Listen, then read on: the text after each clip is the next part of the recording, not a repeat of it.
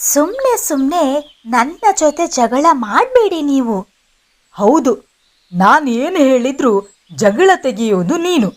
ಇವಾಗ ಜಗಳ ಮಾಡೋದು ನಾನು ಅಂತ ಹೇಳ್ತಾ ಇದೀಯ. ಮದುವೆ ಆದ ದಿನದಿಂದ ನನ್ನ ಜೊತೆ ಜಗಳ ಮಾಡೋದೇ ನಿನ್ನ ಕೆಲಸನಾ? ಏನು ನೋಡಿ ನಿನ್ನ ಮದುವೆ ಆದ್ನೋ ಗೊತ್ತಿಲ್ಲ. ನಾನು ಕೂಡ ಅದನ್ನೇ ಹೇಳಬೇಕು. ನನಗೆ ಬೇರೆ ಯಾವ ಕಾಗೆನೂ ಸಿಕ್ಕಲಿಲ್ಲ ನೋಡಿ. ನಿಮ್ಮನ್ನ ಮದುವೆಯಾಗಿ ಎಷ್ಟು ಖುಷಿಯಲ್ಲಿದ್ದೇನೆ ನೋಡಿ. ಒಂದಿನ ಹೊಟ್ಟೆಗಿದ್ರೆ ಇನ್ನೊಂದಿನ ಹೊಟ್ಟೆಗಿಲ್ಲ. ಇದೇ ಜೀವನ ಆಗೋಯ್ತು. ನೀವು ಮಾತ್ರ ಸೋಮಾರಿಯಾಗಿ ಮಲ್ಕೊಂಡೇ ಇರ್ತೀರ.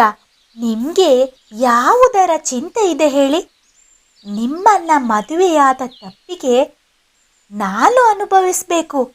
ಅಷ್ಟೊತ್ತಿಗೆ ಆಹಾರ ಹುಡುಕ್ಲಿಕ್ಕೆ ಕವ್ವ ಮತ್ತೆ ಕವ್ವಿನ ಕರ್ಕೊಂಡು ಹೋಗೋಣ ಅಂತ ಮೈನಾ ಹಕ್ಕಿ ಬರ್ತಾಳೆ. ಏನು ಜೋರು ಜೋರು ಗಲಾಟೆ ಕೇಳಿಸ್ತಾ ಇದೆ. ಒಂದಿನೂ ನೆಮ್ಮದಿಯಿಂದ ಇರಲ್ಲ ನೀವು. ಗಂಡ ಹೆಂಡತಿ ಅಂದರೆ ಜಗಳ ಇರಬೇಕು. ಆದರೆ ಯಾವಾಗಲೂ ಜಗಳನೇ ಆಡ್ತಾ ಇದ್ರೆ ಏನು ಚೆನ್ನಾಗಿರ್ತದೆ? ಇಬ್ಬರು ಅರ್ಥ ಮಾಡಿಕೊಂಡು ಒಬ್ಬರಿಗೋಸ್ಕರ ಒಬ್ಬರು ಬದುಕೋದನ್ನು ಅಭ್ಯಾಸ ಮಾಡ್ಕೊಳ್ಬೇಕು. ಇಷ್ಟೊತ್ತು ಇವಳದ್ದು ಕೇಳಿ ಆಯ್ತು. ಇನ್ನು ನಿನ್ನ ಭಾಷಣ ಕೇಳಲಿಕ್ಕೆ ಆಗೋಲ್ಲ ಮೈನಾ. ನನಗೆ ಇವತ್ತು ತುಂಬ ಬೇಜಾರಾಗಿದೆ ಕವಿಯಿಂದ. ನಡೆ ಮೈನಾ, ಆಹಾರ ತರಲಿಕ್ಕೆ ಹೋಗೋಣ. ಮೂವರು ಆಹಾರ ತರಲಿಕ್ಕೆ ಹೋಗ್ತಾರೆ. ಅಲ್ಲಿ ಗಿಡುಗ ಕಾಯ್ತಾ ಇದ್ದ ಯಾವ ಪಕ್ಷಿಗಳು ಬರ್ತಾರೆ ಅಂತ. ಗಿಡುಗನನ್ನ ನೋಡಿದ ಕೂಡಲೇ ಕವ್ವ ಅಲ್ಲೇ ಸತ್ತು ಬಿದ್ದಿರೋ ಹಾಗೆ ನಾಟಕ ಮಾಡ್ತಾನೆ. ಆದರೆ ಕವ್ವಿ ಮತ್ತೆ ಮೈನಾ ಅಲ್ಲಿಂದ ಗಿಡುಗನಿಂದ ತಪ್ಪಿಸಿಕೊಂಡು ದೂರ ಹಾರಾಡ್ತಾರೆ. ಗಿಡುಗ ಕವ್ವನ ಹತ್ತಿರ ಬರ್ತಾನೆ. ಛೇ, ಈ ಕಾಗೆ ಮೊದಲೇ ಸತ್ತು ಬಿದ್ದಿದೆ ಅನ್ಸುತ್ತೆ. ಸತ್ತ ಮಾಂಸ ತಿನ್ನೋದ್ರಲ್ಲಿ ಏನು ಮಜಾ ಇರೋದಿಲ್ಲ. ಜೀವ ಇರೋದನ್ನ ಸಾಯಿಸಿ ತಿನ್ಬೇಕು, ಆವಾಗಲೇ ಮಜಾ. ನೋಡೋಣ ಬೇರೆ ಹಕ್ಕಿ ಸಿಗ್ತದಾ ಅಂತ. ಗಿಡುಗ ಅಲ್ಲಿಂದ ಹೊರಟೋಗ್ತಾನೆ. ಮೈನಾ, ನನ್ನ ಗಂಡ ಆ ಗಿಡುಗನ ಹತ್ರ ಸಿಕ್ಕಿ ಹಾಕಿಕೊಂಡು ಬಿಟ್ರು ಮೈನಾ. ನಾನು ಬೆಳಗ್ಗೆ ಅವರಿಗೆ ಬೇಜಾರಾಗೋ ಹಾಗೆ ಬೇರೆ ಮಾತಾಡಿದೆ. ಆ ಗಿಡುಗ ನನ್ನ ಗಂಡನನ್ನು ಕೊಂದೇ ಬಿಟ್ಟ ಅನ್ಸುತ್ತೆ ಮೈನಾ. ಸ್ವಲ್ಪ ಹೊತ್ತು ಬಿಟ್ಟು ಹೋಗೋಣ ಕವಿ, ಏನೂ ಆಗಿರೋಲ್ಲ. ಸ್ವಲ್ಪ ಹೊತ್ತು ಬಿಟ್ಟು ಕವ್ವ ಇದ್ದಲ್ಲಿಗೆ ಕವಿ ಮತ್ತೆ ಮೈನಾ ಬರ್ತಾರೆ. ಅಯ್ಯೋ ರೀ, ಏನಾಯ್ತು ನಿಮಗೆ? ಆ ಗಿಡುಗ ನಿಮ್ಮನ್ನ ಸಾಯಿಸಿಬಿಟ್ನಾ? ಹೌದು, ಸಾಯಿಸಿದ ಅನ್ಕೋ. ನಿನ್ಗೇನು ನಷ್ಟ ಹೇಳು? ಹೇಗಿದ್ರು ನಾನು ನಿನಗೆ ಇಷ್ಟ ಇಲ್ಲ. ನಿಮ್ಗೇನು ಆಗಿಲ್ಲ ಅಲ್ವಾ? ಇಲ್ಲ, ಆಗಬೇಕು ಅಂತೀಯಾ? ನಾನೆಲ್ಲಿ ಹಾಗಂದೆ? ಕವ್ವಣ್ಣ, ನಿಮ್ಗೇನೂ ಮಾಡಿಲ್ವಾ ಆ ಗಿಡುಗ? ಇಲ್ಲ ಮೈನಾ, ನಾನು ಸತ್ತ ಥರ ಬಿತ್ಕೊಂಡಿದ್ದೆ. ಯಾರು ಹಾರಾಡ್ತಾರೆ ಅನ್ಕೊಂಡು. ಅದರಲ್ಲೂ ನಿಮ್ಮ ಸೋಮಾರಿತನ ತೋರಿಸ್ಬಿಟ್ರಿ ನೀವು. ನೋಡು ಕವಿ, ಮತ್ತೆ ಬೈಬೇಡ ನೀನು. ನನಗೆ ಮೂಡಿಲ್ಲ ನಿನ್ನ ಜಗಳ ಕೇಳಲಿಕ್ಕೆ. ಅವರಿಬ್ಬರ ಜಗಳ ನೋಡಿ ಮೈನಾಳಿಗೆ ನಗು ಬಂತು. ಗಂಡ ಹೆಂಡತಿಯ ಜಗಳಗಳೇ ಅಂಥದ್ದು ಅಲ್ವಾ?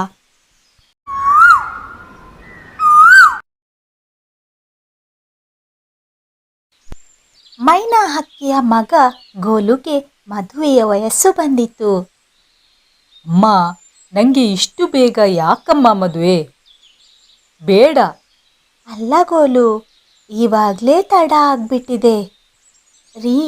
ಪಕ್ಕದ ಕಾಡಿನಲ್ಲಿ ಕವ್ವಿಯ ಗೆಳೆಯರ ಪೈಕಿ ಒಂದು ಹಕ್ಕಿ ಕುಟುಂಬ ಇದೆಯಂತೆ.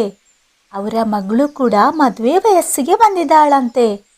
ನಾವು ಅವಳನ್ನು ನಮ್ಮ ಸೊಸೆ ಯಾಕೆ ಮಾಡ್ಕೊಳ್ಬಾರ್ದು?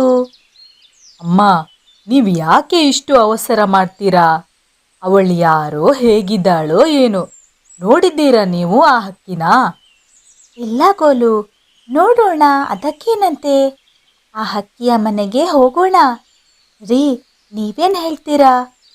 ನೀನೇನು ಹೇಳ್ತೀಯೋ ಹಾಗೆ ಮೈನಾ. ನಿನ್ನ ನಿರ್ಧಾರನೇ ನನ್ನ ನಿರ್ಧಾರ. ಆದರೆ ನಮ್ಮ ಗೋಲುಗೆ ಆ ಹಕ್ಕಿ ಇಷ್ಟ ಆಗಬೇಕು. ಅದೂ ಅಲ್ಲದೆ ನಮ್ಮ ಮಗನನ್ನು ಅವಳು ಚೆನ್ನಾಗಿ ನೋಡ್ಕೊಳ್ಬೇಕು. ಅಷ್ಟೇ ಅಲ್ಲ ಅಮ್ಮ, ಅವಳು ನಮ್ಮ ಮನೆಗೆ ಹೊಂದಿಕೊಂಡು ಹೋಗಬೇಕು.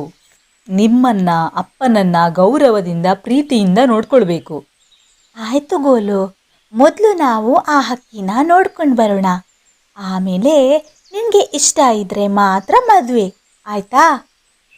ಈಗ ಸಮಾಧಾನ ಆಯ್ತಾ? ಆಯ್ತಮ್ಮ. ಮರುದಿನ ಗೋಲು, ಮೈನಾ, ಶ್ಯಾಮ್ ಮೂವರು ಪಕ್ಕದ ಕಾಡಿಗೆ ಹುಡುಕಿ ಹಕ್ಕಿನ ನೋಡ್ಲಿಕ್ಕೆ ಹೋಗ್ತಾರೆ. ಬನ್ನಿ ಬನ್ನಿ, ಪ್ರಯಾಣ ಎಲ್ಲ ಆರಾಮ ಆಗಿತ್ತಾ? ಹಾ, ಆರಾಮ ಆಗಿತ್ತು. ಗುಡಿಯಾ, ಮುದ್ದು ಮಗಳೇ, ಬಾ ಹೊರ್ಗೆ, ಎಲ್ಲರೂ ನಿನಗೋಸ್ಕರನೇ ಕಾಯ್ತಾ ಇದ್ದಾರೆ.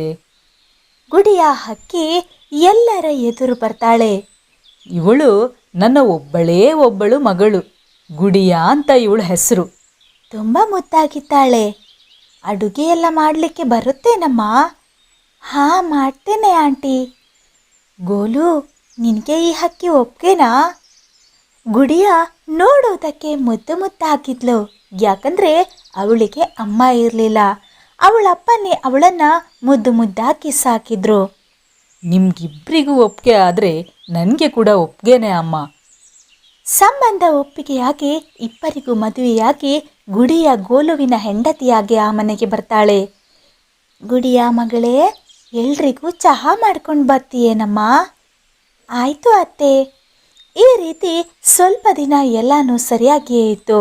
ಆಮೇಲೆ ಗುಡಿಯ ಅಮ್ಮನ ಬಗ್ಗೆ ಅಪ್ಪನ ಬಗ್ಗೆ ಗೋಲು ಹತ್ರ ಕಂಪ್ಲೇಂಟ್ ಮಾಡೋದಕ್ಕೆ ಶುರು ಮಾಡಿದ್ಲು. ನೋಡು ಗುಡಿಯಾ, ನನ್ನ ಅಪ್ಪ ಅಮ್ಮ ಹೇಗೆ ಅಂತ ನನಗೆ ಗೊತ್ತಿದೆ. ನೀನು ಅವರ ಬಗ್ಗೆ ಕಂಪ್ಲೇಂಟ್ಸ್ ಮಾಡಬೇಡ. ಗುಡಿಯ ಒಂದಿನ ಗಂಡನ ಮನೆಯಲ್ಲಿ ಹೇಳದೆ ಕೇಳದೆ ಸೀದಾ ಅಪ್ಪನ ಮನೆಗೆ ಹೋಗ್ತಾಳೆ.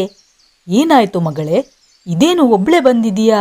ಎಲ್ಲಿ ಅಳಿಯಂದ್ರು ಬರಲಿಲ್ವಾ ಅವರು? ಇಲ್ಲ ಅಪ್ಪ, ನಾನೊಬ್ಳೇ ಬಂದೆ. ಇನ್ಮುಂದೆ ನಾನಿಲ್ಲೇ ಇರ್ತೇನೆ. ಆವಾಗ ಅವಳ ಅಪ್ಪನಿಗೆ ಅರ್ಥ ಆಗಿ ಹೋಯ್ತು, ಮಗಳು ಗಂಡನ ಮನೆಯಲ್ಲಿ ಜಗಳ ಮಾಡಿಕೊಂಡು ಬಂದಿದ್ದಾಳೆ ಅಂತ. ಯಾಕೆ ಅಂದರೆ ಅಪ್ಪ ಹಕ್ಕಿಗೆ ತನ್ನ ಮಗಳ ಸಿಟ್ಟಿನ ಬಗ್ಗೆ ಗೊತ್ತಿತ್ತು. ನೋಡು ಮಗಳೇ, ಈ ಥರ ಎಲ್ಲ ಜಗಳ ಮಾಡಿಕೊಂಡು ಬರಬಾರ್ದು. ಅಪ್ಪ, ನನಗೆ ಅಲ್ಲಿರೋದಕ್ಕೆ ಆಗ್ತಾ ಇಲ್ಲ. ಆ ಅತ್ತೆ ಮಾವ ಯಾವಾಗಲೂ ಏನಾದರೂ ಹೇಳ್ತಾನೆ ಇರ್ತಾರೆ. ನಾನೇನು ಮಾಡಿದರೂ ಅದು ಸರಿಯಾಗಲ್ಲ. ಈ ಥರ ಮಾಡು ಅಂತಾರೆ. ನೋಡಪ್ಪ, ನೀನು ನನಗೆ 10 ದಿನದಲ್ಲಿ ಅತ್ತೆ ಮಾವ ಸಾಯೋ ಹಾಗೆ ಮಾಡ್ತೇನೆ ಅಂದರೆ ನಾನು ಗಂಡನ ಮನೆಗೆ ಹೋಗ್ತೇನೆ, ಇಲ್ಲ ಅಂದರೆ ಹೋಗಲ್ಲ. ಮಗಳ ಮಾತು ಕೇಳಿ ಅಪ್ಪ ಹಕ್ಕಿಗೆ ಚಿಂತೆಯಾಯಿತು. ಅಪ್ಪ ಹಕ್ಕಿ ಸ್ವಲ್ಪ ಹೊತ್ತು ಒಬ್ಬನೇ ಕೂತು ಯೋಚನೆ ಮಾಡ್ತಾನೆ. ಮುಂದೇನು ಮಾಡೋದು ಅಂತ ಯೋಚನೆ ಮಾಡಿದ ಆಮೇಲೆ ಮಗಳ ಹತ್ರ ಬರ್ತಾರೆ. ಆಯ್ತು ಮಗಳೇ, ನೀನು ಹೇಳಿದ ಹಾಗೆ ನಿನ್ನ ಅತ್ತೆ ಮಾವನ ಸಾಯಿಸ್ಬೋದು. ಇದು ಸ್ಲೋ ಪಾಯ್ಸನ್. ಇದನ್ನು ದಿನ ನಿನ್ನ ಅತ್ತೆ ಮಾವನ ಊಟದಲ್ಲಿ ಬೆರೆಸು. ಆವಾಗ ನಿನ್ನ ಅತ್ತೆ ಮಾವ ಬೇಗ ಸಾಯ್ತಾರೆ. ಆದರೆ ನನ್ನದೊಂದು ಷರತ್ತಿದೆ. ಈ 10 ದಿನಗಳಲ್ಲಿ ನೀನು ನಿನ್ನ ಅತ್ತೆ ಮಾವನನ್ನು ಪ್ರೀತಿಯಿಂದ ನೋಡ್ಕೊಳ್ಬೇಕು, ಮತ್ತೆ ಅವರ ಸೇವೆ ಮಾಡಬೇಕು. ಅವರು ಏನು ಹೇಳ್ತಾರೋ ಅದನ್ನು ಕೇಳಬೇಕು. ಆಯ್ತಪ್ಪ, ಖಂಡಿತ. 10 ದಿನದಲ್ಲಿ ಸಾಯ್ತಾರೆ ಅಂದರೆ ಖಂಡಿತ ಸೇವೆ ಮಾಡ್ತೇನೆ. 10 ದಿನ ಅಲ್ವಾ? ಗುಡಿಯ ಗಂಟನ ಮನೆಗೆ ಹೋಗ್ತಾಳೆ. ಗುಡಿಯ, ಅಪ್ಪನ ಮನೆಗೆ ಹೋಗಿದ್ಯಾ? ನೀನು ಹೇಳಿದ್ದಿದ್ರೆ ಗೋಲುನ ಕೂಡ ನಿನ್ನ ಜೊತೆನೇ ಕಳಿಸ್ತಾ ಇದ್ದೆ. ಇಬ್ಬರು ಒಟ್ಟಿಗೆ ಹೋಗಿ ಬರ್ಬೋದಿತ್ತಲ್ಲ. ಗುಡಿಯ ಏನು ಮಾತಾಡಲ್ಲ. ಅಡುಗೆನೂ ಗುಡಿಯಾನೇ ಮಾಡ್ತಾ ಇದ್ಲು. ಅತ್ತೆ ಮಾವನನ್ನ ಪ್ರೀತಿಯಿಂದ ಮಾತಾಡಿಸ್ತಾ ಇದ್ಲು. ಹೆಂಡತಿಯ ಈ ಬದಲಾವಣೆ ಗೋಲುಗೆ ಮತ್ತೆ ಮೈನಾ ಮತ್ತು ಶ್ಯಾಮ್ ಹಕ್ಕಿಗೆ ಕೂಡ ಖುಷಿಯನ್ನ ತಂದಿತ್ತು. ಒಂದೇ ವಾರದಲ್ಲಿ ಗುಡಿಯ ಸೊಸೆಯಲ್ಲ ಮನೆ ಮಗಳಾಗಿದ್ಲು. ಗುಡಿಯಾಗೆ ಈಗ ಬೇಜಾರಾಗ್ತಾ ಇತ್ತು. ಇಷ್ಟೊಂದು ಒಳ್ಳೆ ಅತ್ತೆ ಮಾವನಿಗೆ ದಿನ ಊಟದಲ್ಲಿ ವಿಷ ಹಾಕ್ತಾ ಇದ್ದೆ. ನಾನಿವಾಗ ಏನು ಮಾಡೋದು? ಹೇಗಾದರೂ ಮಾಡಿ ಅಪ್ಪನ ಹತ್ರ ಅತ್ತೆ ಮಾವನನ್ನು ಬದುಕಿಸೋ ಹಾಗೆ ಮಾಡಬೇಕು, ಅವರಿಗೆ ಹೇಳಬೇಕು ಅಂದ್ಕೊಂಡು ಮನೆಯಲ್ಲಿ ಹೇಳಿ ಅಪ್ಪನ ಮನೆಗೆ ಹೋಗ್ತಾಳೆ. ಅಪ್ಪನ ಹತ್ರ ಎಲ್ಲ ವಿಷಯ ಹೇಳ್ತಾಳೆ. ಇದೇನಮ್ಮ ಈಗ ಹೀಗೆ ಹೇಳ್ತಾ ಇದೆಯಾ? ಇನ್ನು 3 ದಿನ ಇರೋದು, ಆಮೇಲೆ ಅವರು ಸಾಯ್ತಾರೆ. ಇಲ್ಲ ಅಪ್ಪ, ಆ ಥರ ಆಗಬಾರ್ದು. ಅತ್ತೆ ಅಮ್ಮ ಇಲ್ಲದ ನನಗೆ ಅಮ್ಮನ ಸ್ಥಾನದಲ್ಲಿದ್ದಾರೆ, ಮತ್ತೆ ಮಾವ ನಿನ್ನ ಸ್ಥಾನದಲ್ಲಿದ್ದಾರೆ. ಇಷ್ಟೊಂದು ಪ್ರೀತಿ ಮಾಡು ಅತ್ತೆ ಮಾವ ಸಾಯಬಾರ್ದು. ಪ್ಲೀಸ್ ಅಪ್ಪ, ಹೇಗಾದರೂ ಮಾಡಿ ಬದುಕಿಸು ಅವರನ್ನು. ಆವಾಗ ಅವಳಪ್ಪ ನಗುತ್ತಾ ಹೇಳ್ತಾನೆ, ನನಗೆ ಗೊತ್ತು ಮಗಳೇ, ನಿನ್ನ ಕೋಪ ಏನು ಅಂತ. ಹೋಗು, ನಿನ್ನ ಅತ್ತೆ ಮಾವನಿಗೆ ಏನೂ ಆಗಲ್ಲ. ನಾನು ಕೊಟ್ಟಿದ್ದು ವಿಷ ಅಲ್ಲ. ನಿನ್ನ ಸಂಸಾರ ಚೆನ್ನಾಗಿರ್ಬೇಕು, ನೀನು ಚೆನ್ನಾಗಿರಬೇಕು ಅನ್ನೋದೇ ನನ್ನ ಆಸೆ ಮಗಳೇ. ಆಯ್ತಪ್ಪ, ನಾನು ಖಂಡಿತ ಖುಷಿಯಾಗಿರ್ತೇನೆ.